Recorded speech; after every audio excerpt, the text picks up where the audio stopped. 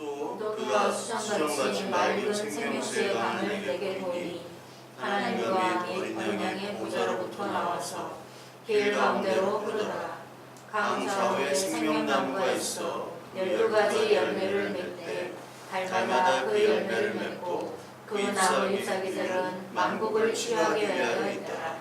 다시 저주가 없으며 하나님과 그 어린 양의 보좌가 그 가운데에 있으리니 그의 종들이 그를 섬기며 그의 얼굴을 볼 터이요 그의 이름도 그들의 이마에 있으리라.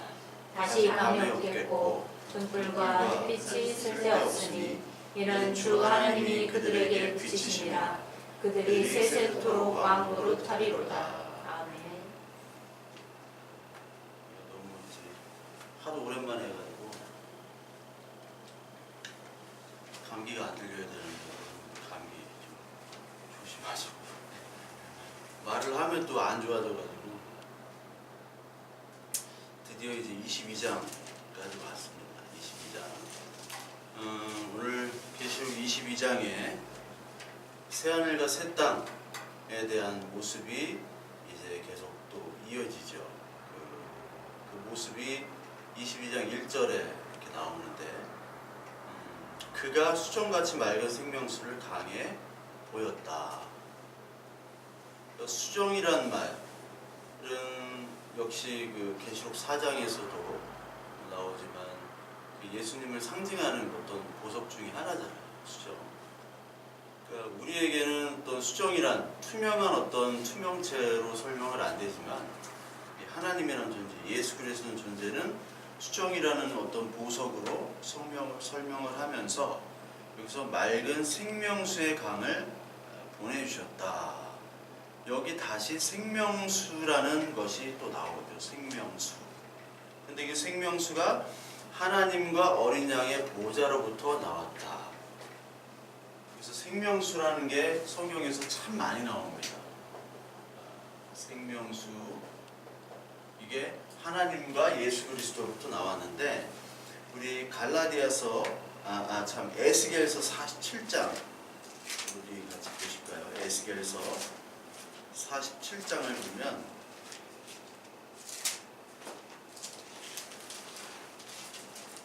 이 요한계시록 22장에 나오는 것들이 에스겔 47장에 나오고 있습니다. 그래서 47장 제목을 보면 성경에 보면 성전에서 나오는 물이라는 게 있어요. 물이라는 것이 어디서 나오냐? 성전에서 나옵니다. 성전에서 나온다는 것은 곧 예수 그리스도를 얘기하는 거잖아요. 성전. 그래서 이 성전에서 여러분들이 잘 많이 들었죠? 성전 오른쪽, 동쪽으로 나와가지고 계속해서 성전이 흘러가지고 물이 그 47장 4절, 5절 보니까 이제 맨 마지막에 5절 보니까 그 물이 가득하여 헤엄칠 만한 물이요 사람이 능히 건너지 못할 강이 되더라. 이 말씀 많이 들어봤죠? 이게 계시록이랑 똑같은 구절인 겁니다. 그래서 이 물이라는 거는 예수 그리스도 상징하자면 여기 생명자가 붙고 이게 어디서 나오냐면 계시록에서는 하나님과 어린 양에 나왔죠. 어린 양. 근데 에스겔서에서는 성전에서 나왔다고 그랬잖아요. 성전.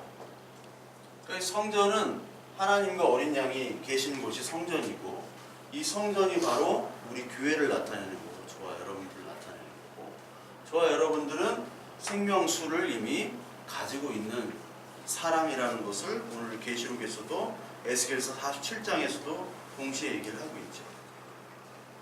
생명수라는 단어가 왜 나왔냐면은 우리는 원래 생명이 없었던 사람이라는 것을 강조하는 거예요. 그래서 22장 2절에 보니까 만국을 치료하기 위해 있더라. 뭐가 있느냐?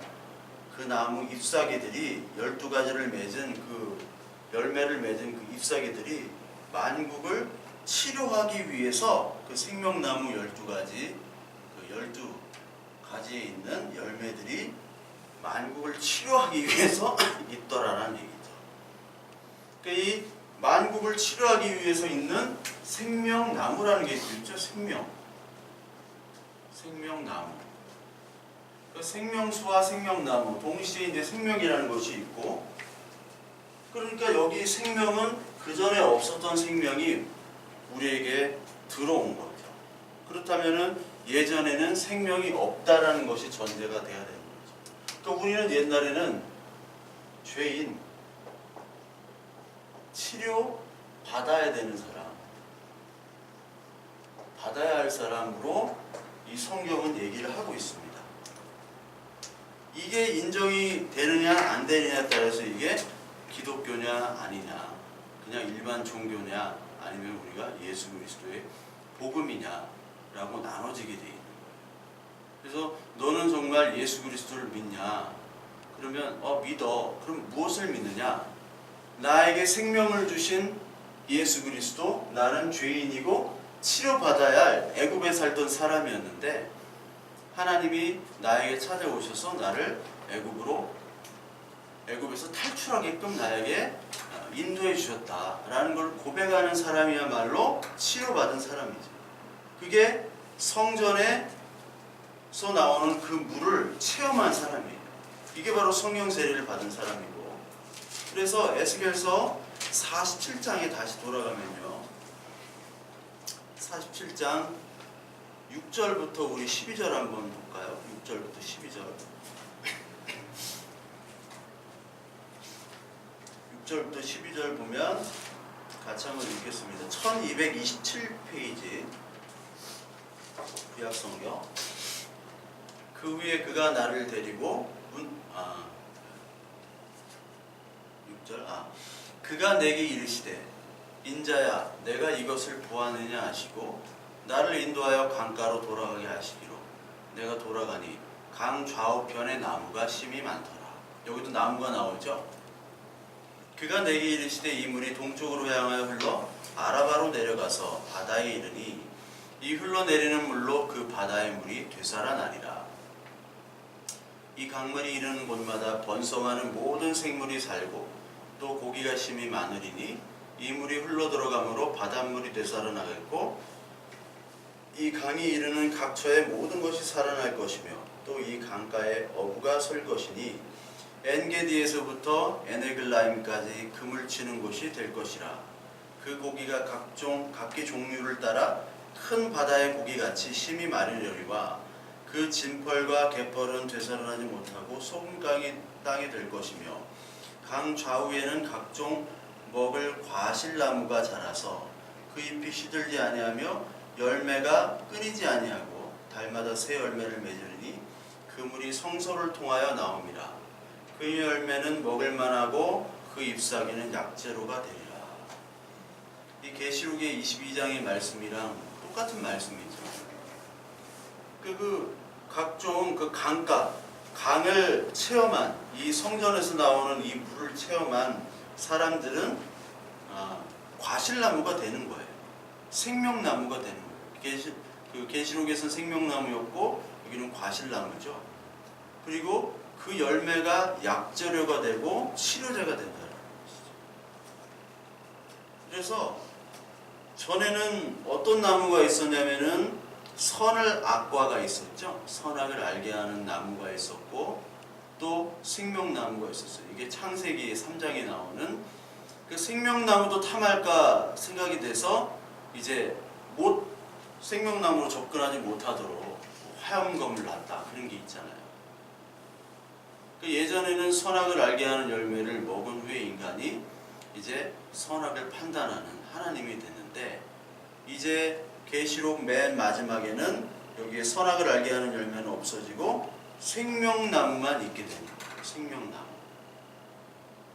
이게 어떤 데는 생명나무를 선악과 나무와 한 나무로 보는 사람도 있고요. 또 다른 나무로 보는 사람도 있어요. 선악을 알게 하는 나무가 사실 생명나무인데, 이게 선악을 알게 하는 열매를 먹은 후에 우리는 이제 스스로 하나님으로 칭했지만 나중엔 하나님께서 선악을 알게 하는 열매가 아닌 생명나무로 그걸 바꿔주셨다라고도 할 수도 있고요.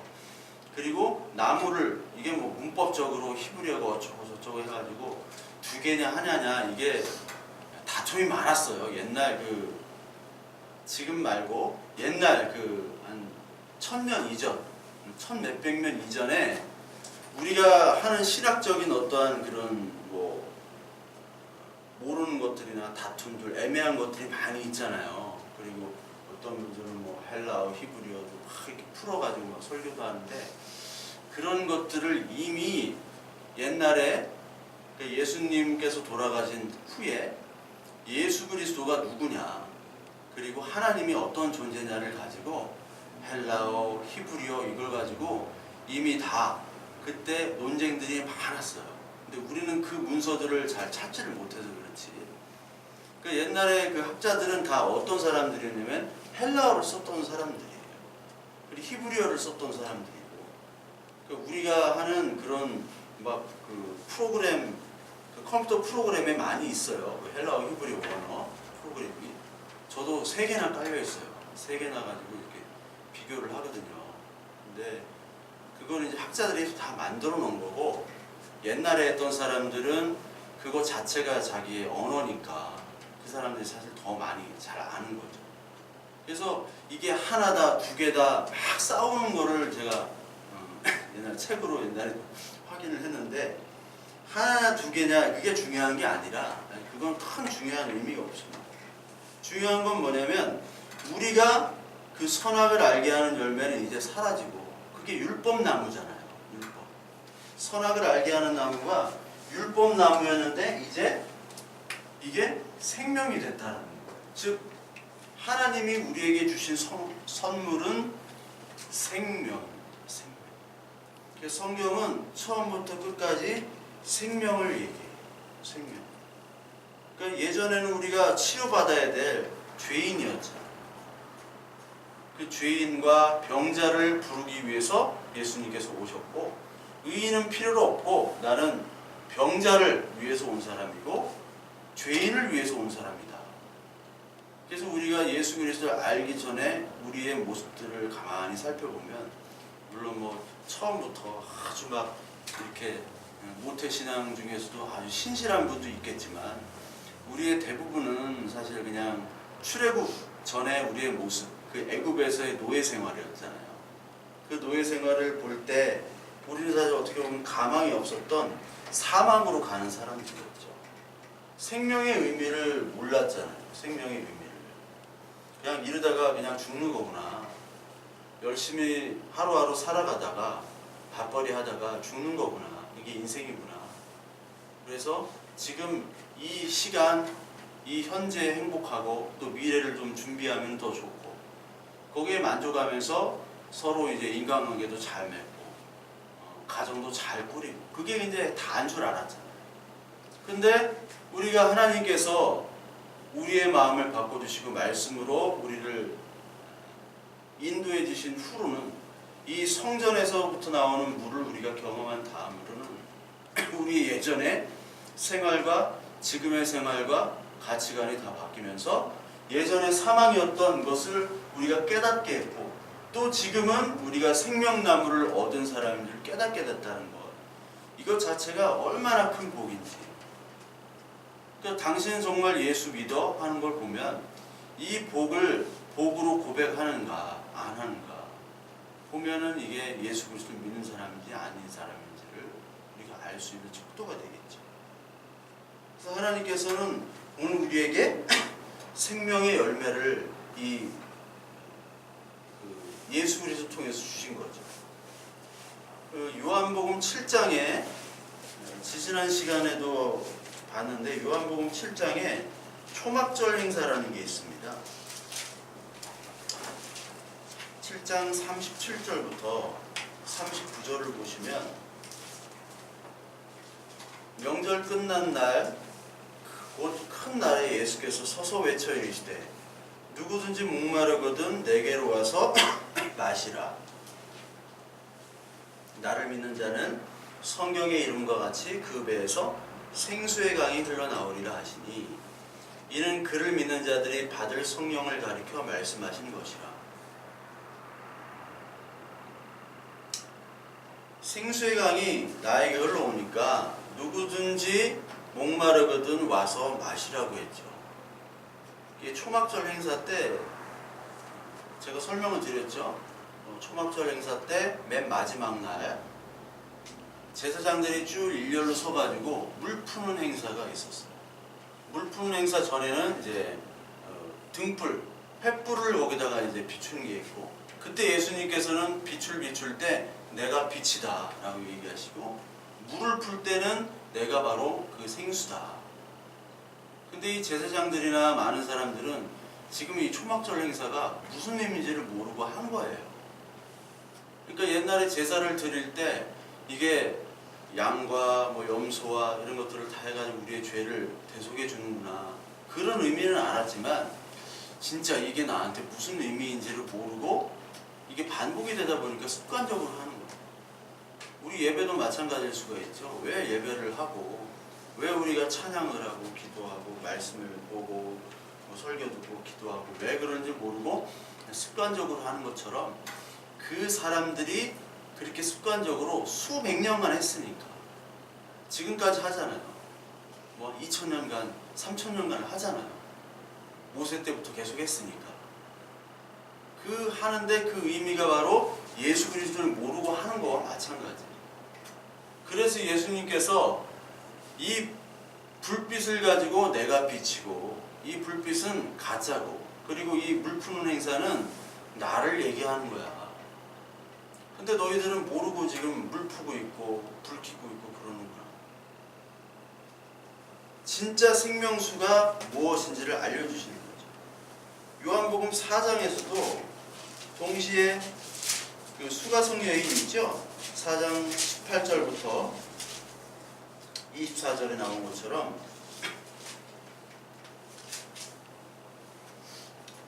21절에 보니까 예수께서 이르시되 여자여 내 말을 믿으라. 이 산에서도 말고 예루살렘에서도 말고 너희가 아버지께 예배할 때가 이르니라. 너희는 알지 못하는 것을 예배하고 우리는 아는 것을 예배하노니 이는 구원이 유대인에게서 남이라. 아버지께 참되게 예배하는 자들은 영과 진리로 예배할 때가 오나니 곧 이때라. 아버지께서는 자기에게 이렇게 예배하는 자들을 찾으시느니라. 하나님은 영이시니 예배하는 자가 영과 진리로 예배할지니라. 이렇게 얘기하시죠. 그러면서 이 여자가 물을 기르러 왔잖아요. 물을 기르러 왔어요. 그러니까 물은 계속해서 이제 마셔야 되니까, 마시지 않으면 목마르잖아요. 내가 주는 물을 14절, 4장 14절에 보면 내가 주는 물을 마시는 자는 영원히 목마르지 아니하나니 내가 주는 물은 그 속에서 영생하도록 솟아나는 샘물이 되리라. 여기서도 물을 얘기하시고 솟아나는 샘물을 얘기를 하시죠. 그리고 출애굽에서도 그 출애굽기 때 다툼이라는 장소, 무리바라는 장소에서 반석에 물을 쳐가지고 반석을 쳐가지고 물을 내는 그 장면이 나오죠. 그러니까 물과 반석은 생명을 나타내는 예수 그리스도를 예표하는 거죠. 그러니까 출애굽에서 반석을 쳤단 말이에요. 반석을 땅땅 때렸어요. 이 반석을 친다는 거는 우리가 법정에서 이렇게 땅땅 선고를 하는 거와 똑같아요. 즉, 이 반석이라는 것이 예수 그리스도죠. 그렇잖아요. 예수 그리스도. 예수 그리스도가 반석에서 심판당한 겁니다. 심판. 이 반석을 쳤다라는 것은 모세가 쳤잖아요. 선고를 당한 거예요. 예수님이 우리를 위해서 심판대에 오르셨죠. 십자가에. 그 심판을 받아야지만 여기서 생명수가 나오는 거죠. 우리에게는 생명수가 없고 예수 그리스도께서만 생명수가 있는 거죠. 그러니까 반석과 물과 그리고 이 모든 것들은 바로 생명 대신 예수 그리스도를 오늘 계시록 22장에서도 얘기할 뿐만 아니라 에스겔에서도 얘기하고 창세기 1장부터 계속해서 이 물이라는 것은 우리에게 생명을 주는 예수 그리스도를 예표하거든요.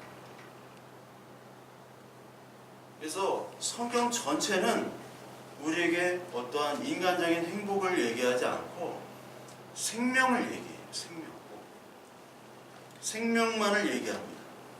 우리에게 음식이나 돈이나 행복보다 하나님께서 우리에게 생명을 주시기를 원하는 거죠. 마태복음 16장 26절에도 온 세상을 얻고도 생명을 잃으면 그게 무슨 소용이냐 라고 얘기를 하는 거예요. 그래서 온 세상을 얻거나 막 지혜가 있거나 그런 것보다 우리 자녀들과 우리 사랑하는 사람들이 이 예수 그리스도의 생명을 얻는 것, 이것만큼 큰 복이 없는 거예요. 그리고 마태복음 7장 14절에 보면 생명을 이루는 문은 작고 길도 좁아서 찾는 자가 적다. 좁은 길로 가는 그 생명의 문은 작기 때문에 찾질 않는다는 거죠.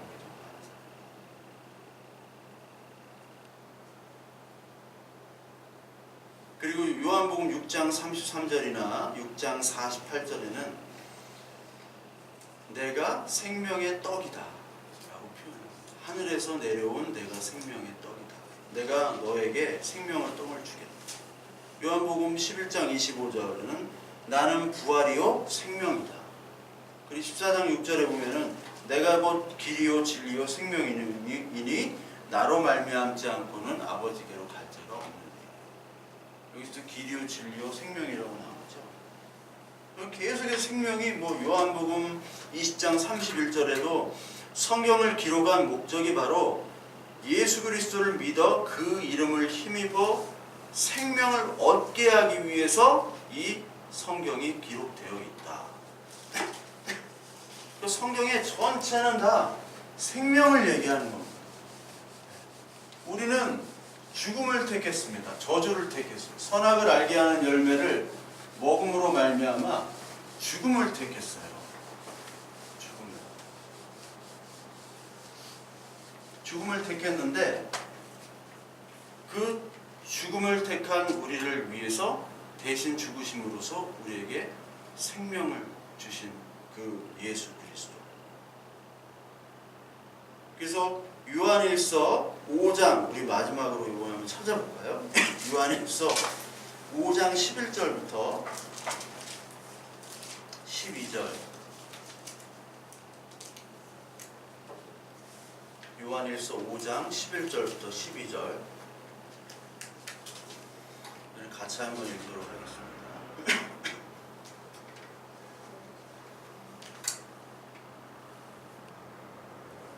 같이 읽을게요. 또 증거는 이것이니 하나님이 우리에게 영생을 주신 것과 이 생명이 그의 아들 안에 있는 그것이니라. 아들이 있는 자에게는 생명이 있고 하나님의 아들이 없는 자에게는 생명이 없느니라. 우리 안에 생명이 있다는 것은 증명할 수는 없습니다. 과학적으로 증명할 수도 없고요. 이거를 세상에 증명할 수도 없습니다. 근데 하나님께서 우리 안에 생명을 넣어주셨는데 그 생명을 넣어주신 것은 바로 예수 그리스도를 우리 안에 넣어주신 것입니다.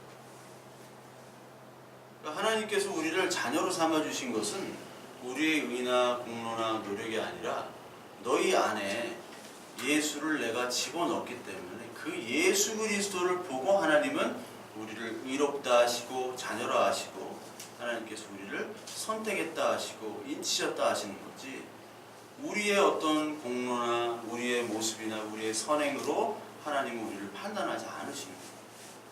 또 우리 안에 하나님의 생명 예수 그리스도가 우리 안에 있다라는 거죠. 어떻게?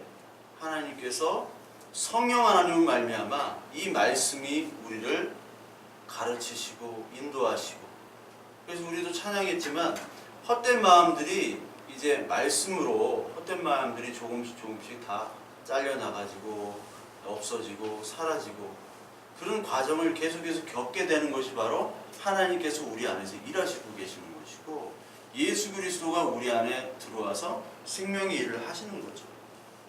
그러니까 이 생명나무를 우리가 얻기 위해서는 반드시 예수 그리스도가 우리 안에 들어와야 되고 예수 그리스도의 십자가를 우리는 반드시 통과해야 되는 거예요.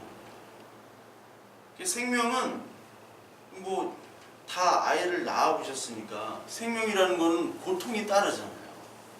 십자가의 고통이 없이는 우리에게 생명이 없다는 거예요. 여기서 만국을 치료하는 그 생명 열매, 12열매가 있죠. 12가지의 열매.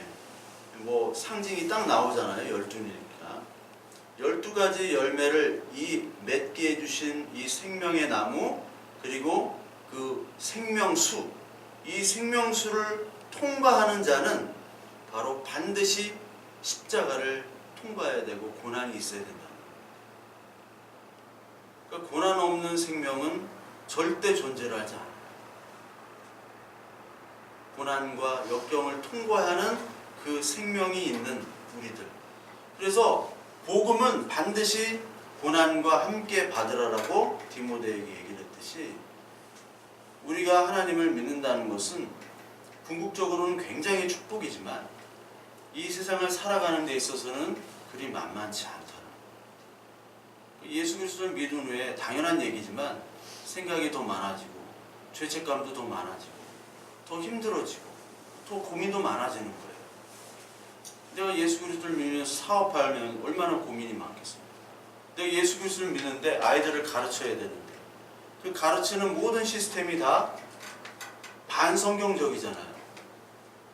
그리고 어떤 인간관계나 자기의 불이익이 닥쳤을 때 진짜 예수 그리스도를 믿는 사람이라면 그 불이익에 대해서 과연 예수님이라면 어떻게 하셨을까라는 고민을 가지고 늘 생각하고 기도하고 하나님께 구하잖아요. 그 자체가 어떻게 보면 굉장히 고난이면서 어려움이 따르게 되는 거죠. 예수 그리스도 안 믿으면은 상관이 없는 겁니다. 생각할 필요가 없는 문제들을 우리는 더 많이 생각할 수밖에 없고, 남들이 다 하는 대로 우리가 이것들을 행해도 되는데도 불구하고 하나님이 주시는 신앙의 양심 때문에 하지 못함으로 말미암아 나도 피해 입을 수 있고, 내가 사랑하는 사람들이 예수 그리스도라는 이름 때문에 불이익을 더 당할 수 있다는 것이 이 세상의 모습이에요. 그런데 하나님은 그거를 반드시 통과하라는 거죠. 왜? 그것이 바로 축복이고, 그러지 않을 경우, 십자가를 통과하지 않을 경우는 사망이기 때문에 그래요. 사망. 3절에 다시 저주가 없다 라는 게 나오죠. 다시 저주가 없으며 하나님과 그 어린 양의 보좌가 그 가운데 있으리니. 다시 보좌가 없다라는 거예요. 아니, 저주가 없다라는 거예요. 저주는 뭐냐면, 성경은 그 갈라디아에서도 율법 아래 있는 자를 저주를 표현해요. 저주. 왜냐면 아직까지 이제 사망이니까 이거는. 사망이잖아요. 아직까지 율법 아래 있기 때문에. 이게 바로 선악과 상태예요. 선악과 상태. 이 세상은 선악을 딱 판단하죠. 학교 가면은 너 몇 점까지는 선, 몇 점까지는 악. 저 대학에 붙으면은 선, 떨어지면 악. 사업에 성공하면 선이에요. 그리고 사업에 실패하면 악. 못생기면 악이야. 이쁜 선이야. 키 크면 막 선이야. 키 작으면 악이야. 머리숱이 많아야 돼. 없으면 악이야. 이게 다 세상의 모습이에요. 그러니까 이걸 가지고 저주도 하고 칭찬을 하는 것 자체가 바로 지옥인 거죠. 이 세상 시스템이. 근데 이거를 어떤 나무로 만들었어요? 어떤 놈이 계속 문자를 이렇게 보내 지금. 이게 바로 이제 저주 안에 있다고 그랬어요? 없다고 그랬어요? 3절에 저주가 없다고 그랬죠? 네, 없어요. 왜? 하나님과 그 어린 양의 보좌가 우리 가운데 있으니까. 이게 바로 이제 율법 아래에 있다가 이제 생명나무가 된 거죠. 생명나무. 이제 선악과가 아니라 생명나무가 된 거죠.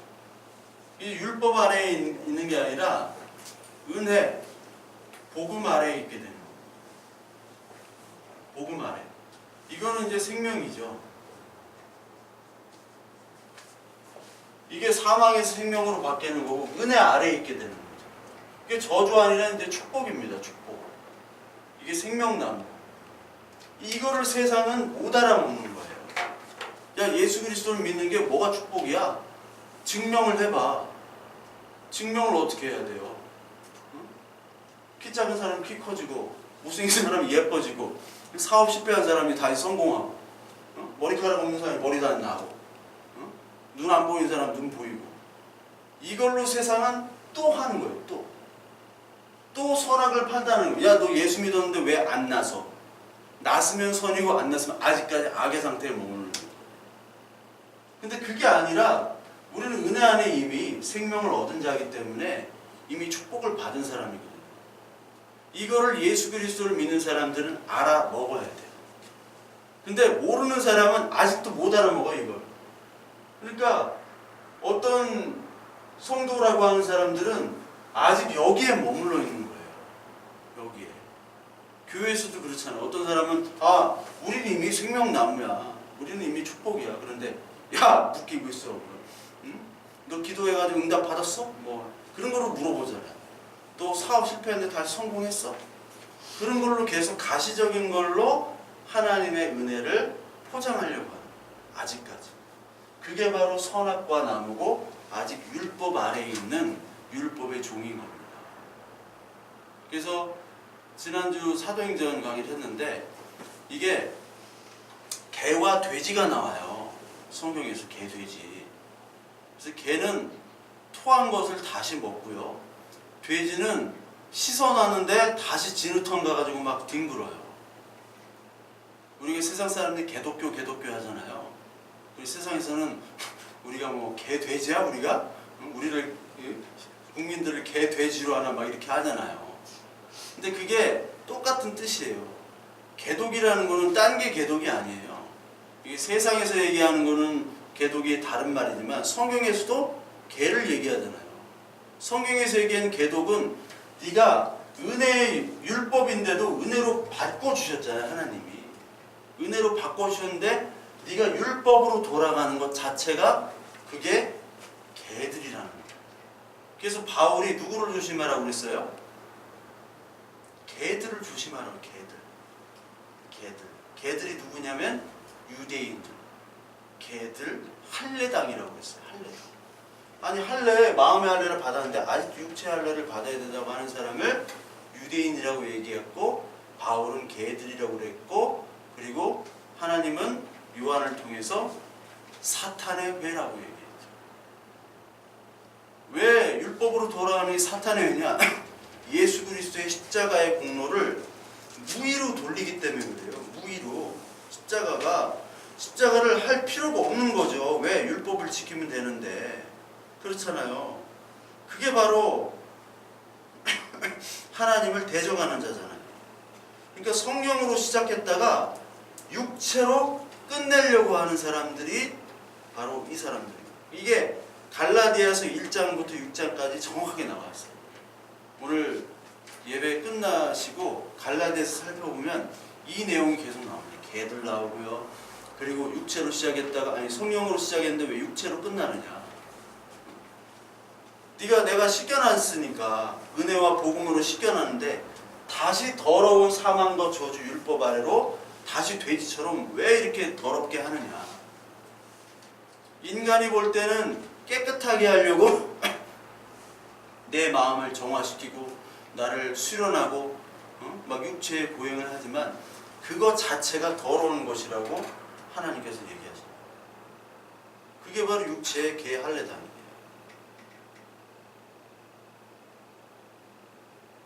그리고 생명나무가 계시록 2장에도 또 나오죠. 계시록 2장에도 귀 있는 자는 성령이 교회들에게 하시는 말씀을 들을지어다.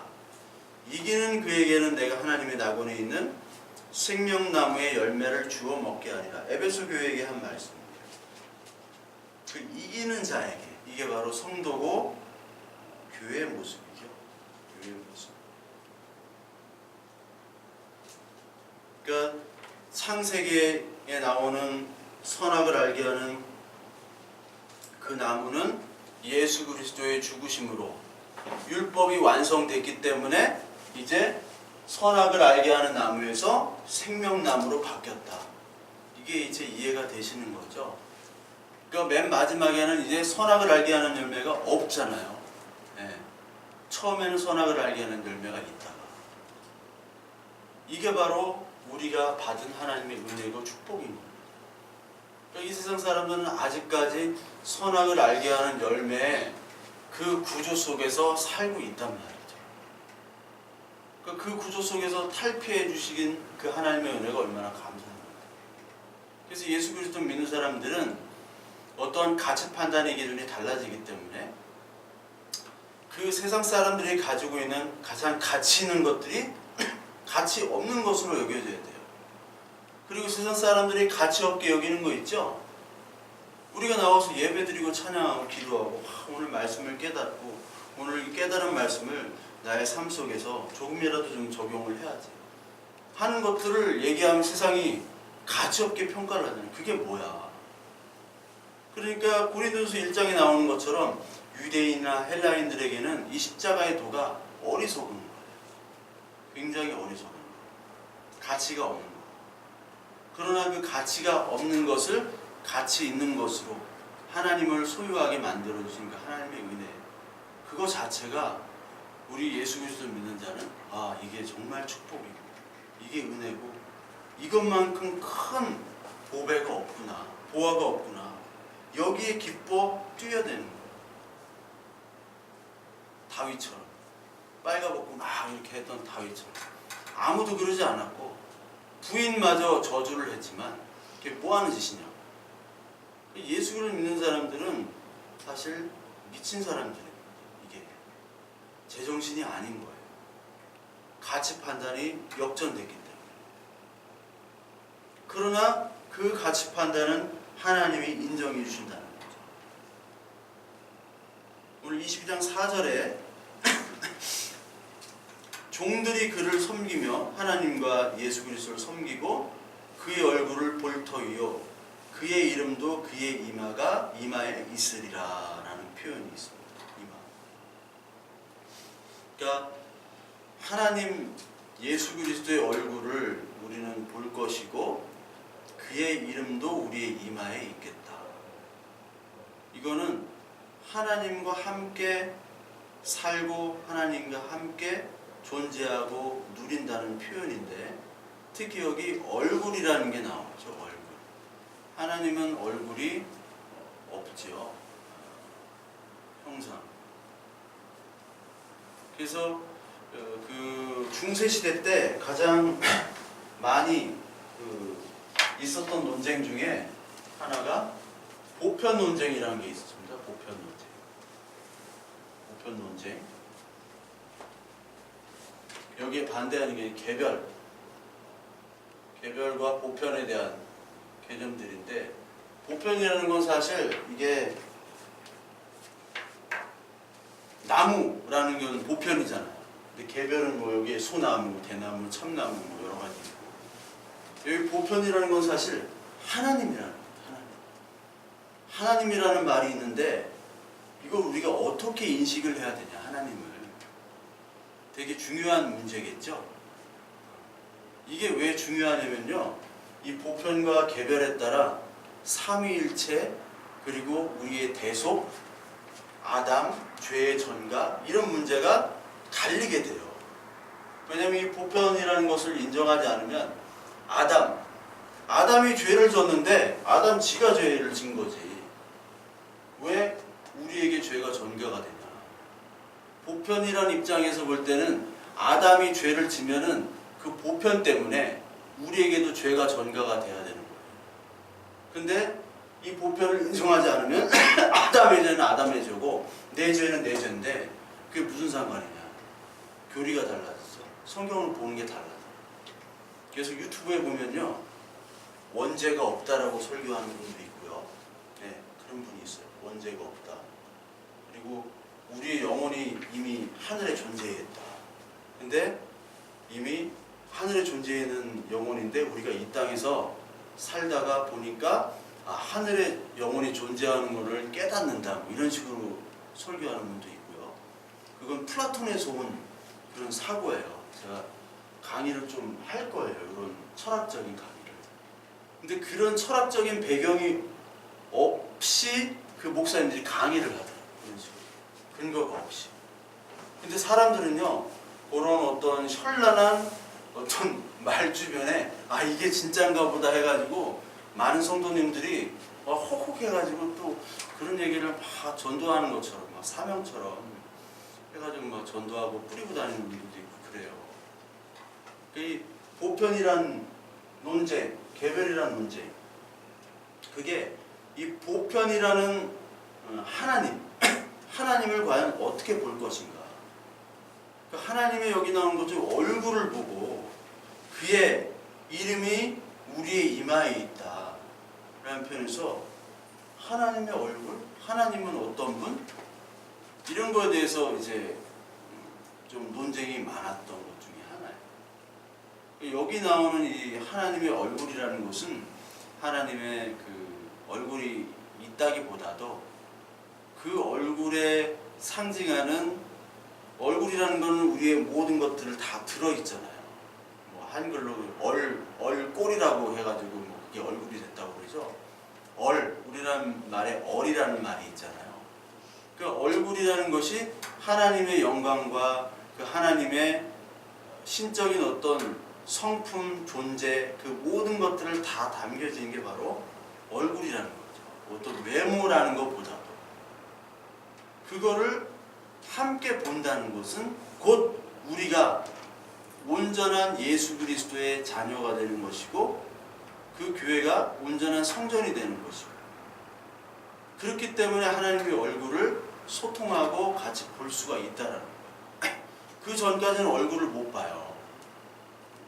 그 변화산 사건이 있죠. 변화산 사건 가가지고 막 모세도 보고 막 엘리야도 보고 그러잖아요. 근데 그 제자들은 사실 뭘 얘기하는 걸 몰라요. 뭘 본지도 몰라요. 왜? 아직까지 이 성경에 대한 말씀을 깨닫지도 못하고 그리고 동시에 우리가 성화가 되지 못했고 온전한 예수 그리스도의 자녀가 되지 못했던 상태이기 때문에. 근데 우리가 이 땅에 살아가지만 성경 말씀은 좀 알지만 우리가 이 말씀이 정확하게 우리 현실로 딱 이루어지는 것은 아직 안 해잖아요. 세상에서 딱 이루어지진 않았잖아요. 이루어지게 된다면 하나님을 볼 수 있는 상태가 되는 거예요. 하나님이 누구인지를 분명히 눈으로 보고 깨닫고 다 알게 되는 거예요. 그냥 말로 설명하는 것이 아니라 그걸 얘기하는 겁니다. 그와 동시에 그의 이름에는 능력과 뜻과 그 권세와 그 모든 것들이 상징하는 게 이름이잖아요. 하나님. 그 이름이 그들의 이마에 있으리라. 그 출애굽기나 레위기에 보면은 율법을 어디에다가 붙이고 다녔습니까? 이마에다가 붙이고 다녔어요. 이마에. 말씀을 이렇게 이마에 띠를 해가지고 붙이고 다녔어요. 유대교의 특징입니다.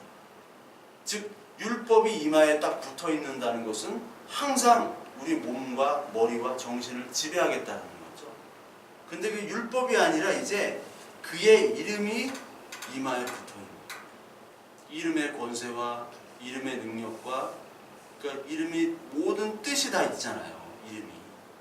이름을 지어줄 때는 이런 사람이 되고 이런 뜻으로 지어주듯이 그 하나님의 뜻이 우리 이마에 새겨진다는 거죠. 그래서 계시록 7장 3절에 보면 이마에다가 인치는 것이 나오죠. 7장 3절에 보니까 이르되 우리가 우리 하나님의 종들의 이마에 인치기까지 이런 말이 있죠. 이마에 인친다는 거예요. 14만 4천이라는 이 교회를 하나님이 인치신다는 거죠. 근데 동시에 교회를 인치시기도 하지만 바벨론에게도 또 바벨론 사람들은 자기의 종들을 이 짐승은 자기의 종들을 또 일을 쳐요. 계시록 17장 5절에 보니까 그의 이마에 이름이 기록되었으니 비밀이라 큰 바벨론이라 땅의 음녀들과 가증한 것들의 어미라 하였더라. 그러니까 하나님도 하나님의 백성들을 이마에다가 인치지만 이 짐승, 이 사탄도 똑같이 하나님이 흉내내는 666이잖아요. 온전한 7이 되지 않고 7처럼 행동하잖아요. 그러니까 똑같이 따라하는 거예요. 짝퉁이란 말이에요. 짝퉁이기 때문에 똑같이 이마에다가 뭐를 기록을 해요. 그런데 그게 바벨론이라는 이름이죠. 이마에 기록하는 것 자체가 인을 쳤다, 이건 내 것이다 라고 얘기를 하시는 거죠. 바벨론은, 사탄은 이제 바벨론 백성들에게 인을 치는 거예요. 오늘도 하나님은 하나님의 자녀에게 또 인을 치시는 거예요. 그 세상이 이렇게 돌아가는 것을 우리는 하나님의 눈을 통해서 보게 하신 거예요. 아직도 이 세상은 선악체계, 이 저주체계 안에 있기 때문에 이것을 못 보는 거죠. 그래서 가장 큰 저주는 그냥 이 상태, 율법 아래의 이 상태로 하나님이 그냥 놔두시는 것이 가장 큰 저주고, 가장 큰 축복은 이 저주의 상태가 어떤 것인지 보여주면서 우리의 삶 속에서 계속해서 고난과 아픔과 막 요동을 치게 하는 그 하나님의 섭리가 사실은 복인 거예요. 그래서 우리 자녀들에게도 뭐 좋은 점수 잘 맞아야지 가는 대학 이런 거 가는 것보다도 정말로 어떻게 사는가, 이 축복의 생명나무로 사는 것이 무엇인가를 알려주는 게 정말 큰 축복입니다. 어차피 좋은 대학이 뭔지 모르겠지만 점수 시험 봐가지고 높은 대학, 점수 잘 맞아야 가는 대학 나와봐야 40, 50 넘어가면 뭐 그중에 특별한 사람 아니면 어차피 한 50대면 다 닭 튀겨야 돼요. 나와서 다 닭 튀겨야 돼. 자영업 하면서. S대 나오는 사람 중에 닭 튀기는 사람 많아요. 예. 그렇게 50대에서 닭 튀기느니, 야, 중학교 졸업하고 닭 튀겨라. 그럼 30대 이미 대가가 될 것이다. 50이면 그 S대 나오는 사람보다 더 많이 벌 거다. 그 사람을 쓰는 사람이 될 거야. 예? 그런 선악의 이런 세상에서 그 인재를 삼겠다고 할 필요는 없어요. 그렇다고 막 얘가 막 너무 공부도 잘하고 천재, 어떤 운동 천재, 음악 천재, 뭐 공부 천재, 야 이런 거 할 필요 없어. 이렇게 하면 안 되지만 우리가 일부러 그 가치를 막 그 앞에다 둘 필요는 없는 거예요.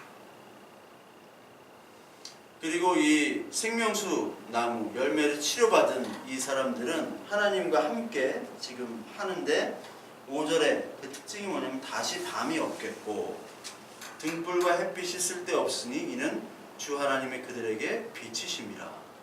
그들이 세세토록 왕노로 타리로다. 밤이 없죠. 밤이 존재하지 않기 때문에 등불을 쓸 필요가 없죠. 그리고 등불보다 더 밝은 햇빛도 쓸 필요가 없는데 그건 하나님의 빛이 비추기 때문에 그렇죠. 여기서 5절에 다시 밤이 없겠다라는 표현이 있는데 요한복음 9장 4절 한번 보실까요? 요한복음 9장 4절.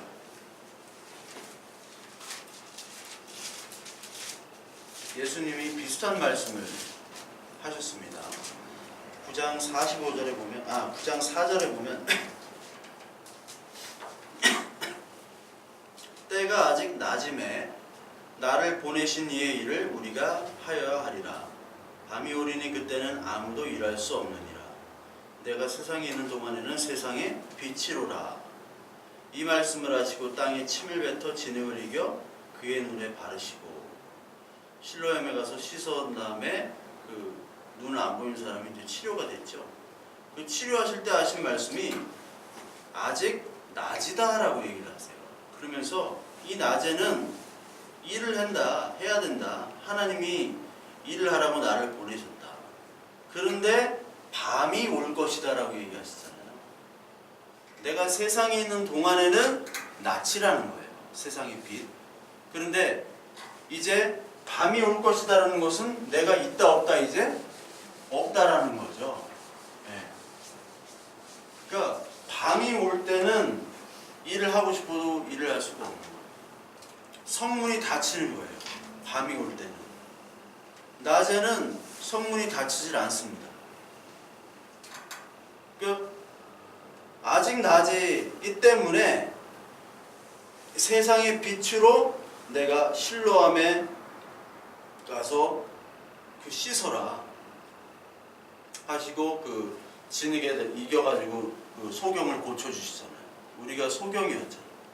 소경이었던 우리들, 병자였던 우리들에게 생명나무를 주시는 거예요. 그때까지는 낮이지만 이제 밤이 온 하나님의 구원 사역에는 끝이 있습니다. 끝은 바로 심판의 시작이죠. 아직도 계속해서 하나님은 오늘도 예정으로 일하시고 계시잖아요. 하나님의 시간대는 현재만 있으시기 때문에 오늘도 하나님이 구원을 하시고 치료하시고 이 병자들을 찾아가지고 계속해서 고치시고 계시는 거예요. 근데 그 고치시는 사역이 이제 끝나는 날이 있다는 거예요. 그 오기 전에 열심히 나는 낮 동안에 일하겠다 그렇게 얘기하시죠. 근데 22장에 이제 그 밤이 없다라는 거예요. 하나님의 치료 사역 자체가 이제 끝났고 하나님이 주시는 새하늘과 새 땅에는 치료 자체가 없는 거예요. 치료 자체가. 왜? 다 나았기 때문에 우리는. 다 나은 치료자요 의인이요 우리는 밤이 아니라 낮에만 살아가는 사람이 됐기 때문에 밤낮이 이제 없어지는 겁니다. 그리고 등불과 햇빛 이것들은 다 하나님을 상징하는 그런 그림자들입니다. 등불, 햇빛. 그러나 이것들이 밤이기 때문에 쓸 때가 있었지만 이제 밤이 사라졌잖아요. 우리가 다 고쳐졌잖아요. 하나님을 상징하는 그런 많은 사인들과 그리고 하나님을 예표하는 많은 것들이 있죠. 성경의 창세기부터 특히 이제 제사 제도는 다 예수 그리스도를 얘기하는 것이고 율법도 예수 그리스도를 얘기하는 거고 우리 인생의 모든 경험들이 있잖아요. 다 우리가 자녀를 낳는 것 자체가 또 부모가 있는 것 자체가 하나님과 우리와의 관계를 얘기하는 것이고 또 결혼 자체도 부부의 연을 맺는 것이 에베소 5장에 나온 것처럼 예수 그리스도와 교회와 관계를 얘기하는 거거든요. 근데 그 모든 상징들을 통해서 하나님을 보게 하는 것이 바로 등불과 햇빛이에요. 그 모든 경험들, 우리가 겪는 것들, 하나님이 이 성경의 말씀들이 다 하나님의 뜻을 상징하는 예표로 보여주셨는데 이것들이 이제는 필요가 없어요. 왜? 우리에게 완전한 믿음이 있기 때문에. 이제 완전히 하나님의 자녀가 됐고 아니 예수 그리스도처럼 된 거예요. 우리가 하나님처럼. 왜? 하나님의 자녀니까. 온전하게 됐으니까. 그러니까 우리가 죽은 후에는 결혼을 합니까? 안 합니까? 결혼 안 한다고 그랬잖아요. 이 땅에서만 있는 거잖아요. 어떤 사람이 농담으로 그냥 이번 생은 망했어. 다음 생에는 응? 저기 정송이랑 결혼해야겠어. 응? 다음 생이 없어요.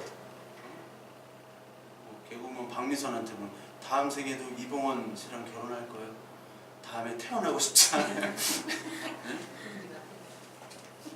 태어나지 않을 거예요. 네. 아주 성경적인. 네. 태어날 수도 없고 태어나서도 안 되고. 우리는 완전한 그리스도인으로 의인이 되기 때문에. 그러니까 다 우리는 결혼 제도도 없고 다 없는 거예요. 근데 그리스도인이라고 하는 사람도 그 천국 가서도 어떤 결혼 제도가 있는 줄 아는 사람도 아직도 있어요. 근데 만약에 우리가 같은 신자라면 이 땅에서는 우리가 이 땅에서 하나님을 알기 위해서 우리가 부부의 연을 맺었구나. 그리고 새하늘과 새 땅에 가서는 그런 존재구나 라고 서로 이제 형제 자매가 되는 거죠. 하나님 나라 가서도 부부로 너 왔네 이게 안 되는 거야. 네?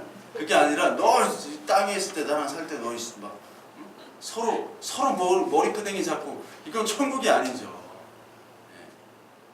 그냥 진짜 우리가 천국의 하나님 나라에 가면 부부의 연이든 부모 자식이든 저 친구가 똑같아요. 나이도 없어요. 이제 거기는 나이도 없어요.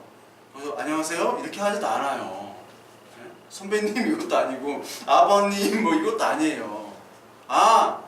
저 사람이구나. 저 사람을 만남을 통해서 하나님이 우리와 어떤 관계인지 그 예수 그리스도가 이 교회와 어떤 관계인지를 알려주시는 등불과 햇빛으로 쓰임받는 우리 서로의 존재구나라는 걸 알려주는 거예요. 그러니까 이 땅에 하나님 나라가 이루어졌다고 또 설날이나 추석 가지고 야 이렇게 뭐 아버님한테 이렇게 하지 마시고 천국에는 뭐 나이나 그런 거 전혀 없습니다. 이게 하나님의 나라에서는 이제 밤이 없게 되는 거죠. 그래서 이게 21장 25절에도 낮에 성문들을 도무지 닫지 아니하리니 거기에는 밤이 없습니다. 이 성문이 닫혀지질 않아요. 거기는 성문도 닫혀지질 않고. 근데 이제 심판이 오면 이제 딱 닫히는 거죠. 이 땅에서는 닫혀집니다. 하나님의 일이. 근데 새하늘과 새 땅에서는 낮에만 있고 거기는 범죄자들이 없기 때문에 어떤 침입자들이 없기 때문에 성문을 닫을 필요도 없고 아무 필요가 없는 거예요. 그게 바로 새하늘과 새 땅의 모습으로 오늘 22장 1절부터 5절까지 설명을 하고 있는 거예요. 그래서 오늘 22장의 이 5절까지 말씀을 보면서 정말 하나님께서 어떻게 창세기에 선악을 알게 하는 열매에서 생명나무만 만들게 하셨구나. 나는 정말 선악을 알게 하는 열매로만 이게 진짜 세상이고 이게 진짜 천국인 줄 알고 살았는데 하나님께서 나를 생명나무로 만들어서 그걸 치료하고 계시는구나. 온전히 치료가 이 땅에서 안 됐지만 계속해서 치료를 받고 있구나.